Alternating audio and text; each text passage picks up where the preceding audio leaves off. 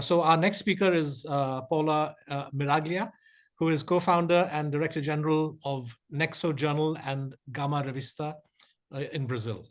Over to you, Paula, to tell us about the Brazil situation and the Brazil perspective. Good morning to you all, and thank you for inviting me. And mostly, thank you for putting together this initiative, which I think it's timely and necessary.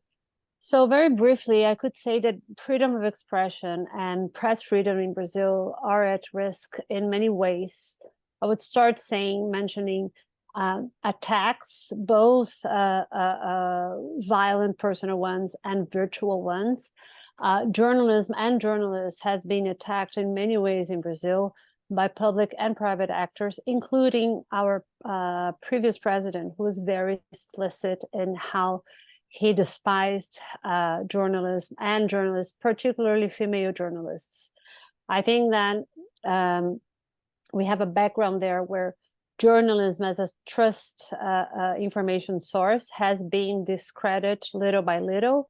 And today we face a difficult situation when it comes to public trust in relation to media in general.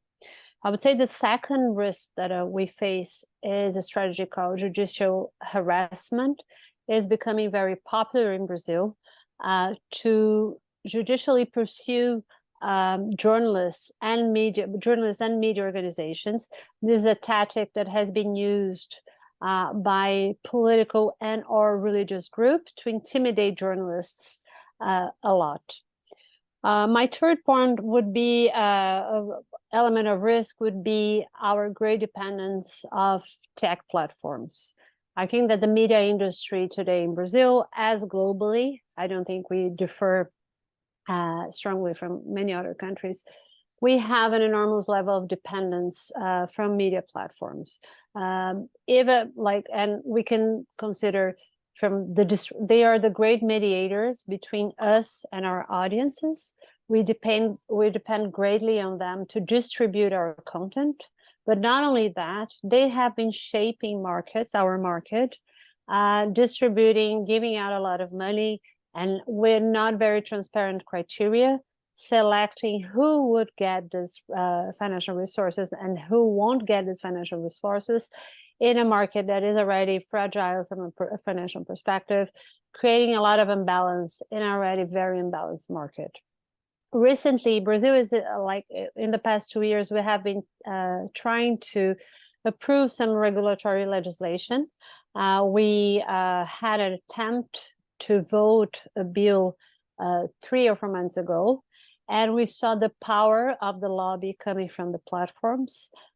They played very strongly, although they keep saying, you need to regulate us. When the regulation time comes, we see that is absolutely not in their interest to become regulated. And what we saw in Brazil can be perceived as an example to the rest of the world in the sense of how much money, effort, and people they have put to prevent a legislation to be passed. I think that also what we are considering now in Brazil is the kind of retaliation that we are observing in other parts of the world, such as removing news content from newsfeed in the case of Facebook and from search in the case of Google. The Brazilian market is a market that is largely dependent on these tools. So if news is removed from search, this would harm very much publishers, from small to big publishers. And is something that we need to address also as a risk from my point of view. I would say that another risk is our market itself. Brazil has a very traditional and concentrated media market that is mainly owned by some families.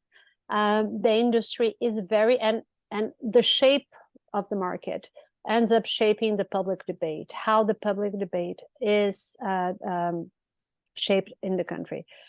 Our media market, is always also very fragile from a financial perspective, which makes it more vulnerable to different interests, such as political, religious, commercial interests. I think that Brazilian media industry has had a hard time innovating It has a lot of barriers to new entrants. I speak from experience, which creates a lot of barriers also to a more diversified media market.